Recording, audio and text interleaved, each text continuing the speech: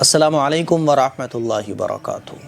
آج میں ایک حدیث پڑھ رہا تھا تو میں نے سوچا یہ حدیث آپ لوگوں سے شیئر کرنا چاہیے، کیونکہ اس حدیث کو سننے کے بعد ہم سب لوگوں کو معلوم ہو جائے گا کہ اوہو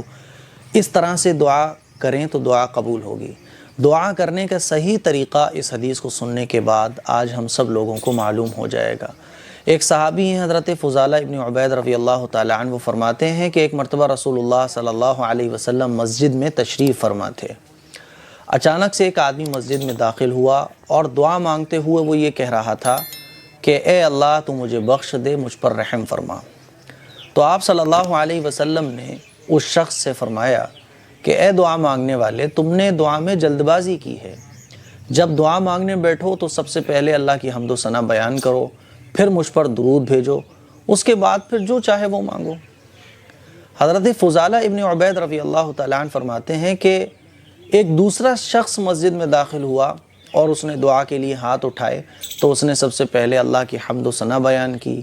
پھر حضور اکرم صلی اللہ علیہ وسلم پر درود بھیجا، درود شریف پڑھا، پھر اس نے دعا مانگی۔ تو آپ صلی اللہ علیہ وسلم نے اس سے ارشاد فرمایا اے دعا مانگنے والے، اسی طرح دعا کیا کرو، دعا قبول کی جائے گی۔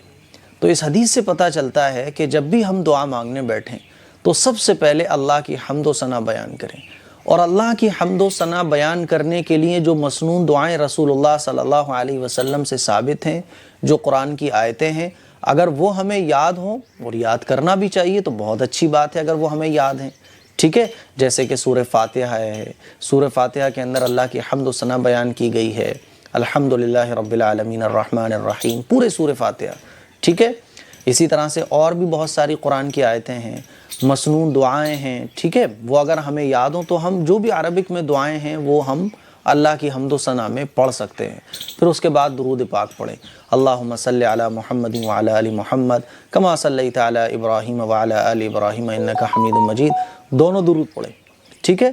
پھر اس کے بعد آپ اردو میں اللہ کی حمد و ثنا بیان کریں، جتنی اللہ کی حمد و ثنا بیان کر سکتے ہو۔ حمد و ثنا کا مطلب اللہ کی تعریف بیان کرنا، اے اللہ آپ بڑی قدرت والے ہیں، اے اللہ آپ کی شان بڑی نرالی ہے، اے اللہ آپ تو بادشاہوں کے بادشاہ ہیں، اے اللہ آپ تو بڑے غفور ہیں، اے اللہ آپ تو بڑے رحیم ہیں، اے اللہ آپ تو بڑے کریم ہیں، اے اللہ آپ تو بڑے شفیق ہیں، اے اللہ ہم سب آپ کے محتاج ہیں، آپ ہی تو دینے والے ہیں، اے اللہ آپ کے سوا کوئی دینے والا نہیں ہے، اے اللہ ہم محتاج ہیں، آپ بادشاہوں کے بادشاہ ہیں، ہر چیز آپ کی محتاج ہے۔ جیسے آپ جس لفظوں میں بھی دل کی گہرائی سے اللہ کی حمد و ثنا بیان کر سکتے ہو بیان کریں۔ اس کے بعد جو ہے آپ دعا مانگیں کہ اللہ، آپ نے اللہ کی حمد و ثنا بیان کر دیا، اب اللہ سے دعا مانگیں، اے اللہ میرا یہ کام اٹکا ہوا ہے بنوا دے، اے اللہ میری یہ پرابلم ہے، اللہ سولوشن نہیں مل رہا، سولوشن دلوا دے، اے اللہ بچیوں کی شادی ہونی ہے، شادی کروا دے، اے اللہ تو چاہے تو کیا نہیں ہو سکتا۔ ایسے آپ اللہ سے دعا مانگیں۔ تو یہ ہے دعا مانگنے کا طریقہ۔ آپ علیہ الصلوۃ والسلام نے کیا فرمایا اس شخص سے جس نے سب سے پہلے اللہ کی حمد و ثنا بیان کی، پھر درود پاک پڑھا اس نے، پھر اس کے بعد دعا مانگی اس نے، تو آپ علیہ الصلوۃ والسلام نے اس سے کیا فرمایا کہ اے دعا مانگنے والے، اسی طرح دعا مانگا کرو،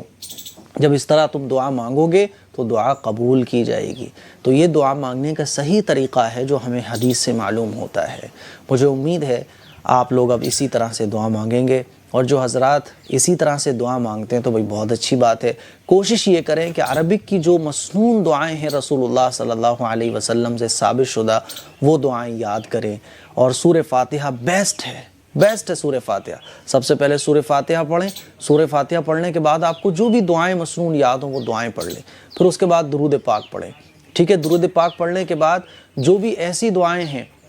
جو آپ علیہ الصلوۃ والسلام سے ثابت ہیں وہ دعائیں پڑھ لیں آپ، پھر اس کے بعد اردو میں اللہ کی تعریف بیان کریں، پھر اس کے بعد جو بھی کچھ آپ کو مانگنا ہے وہ مانگیں۔ دعا دل سے مانگنا چاہیے، دل لگا کے مانگنا چاہیے، صرف فارملٹی نہیں کہ صاحب آپ فارملٹیز پوری کر رہے ہیں بس، ٹھیک ہے۔ مجھے امید ہے یہ کلپ آپ کو پسند آئی ہوگی، اس کو شیئر کریں، کمنٹ کر کے بتائیے گا یہ کلپ آپ کو کیسی لگی۔ السلام علیکم ورحمۃ اللہ وبرکاتہ۔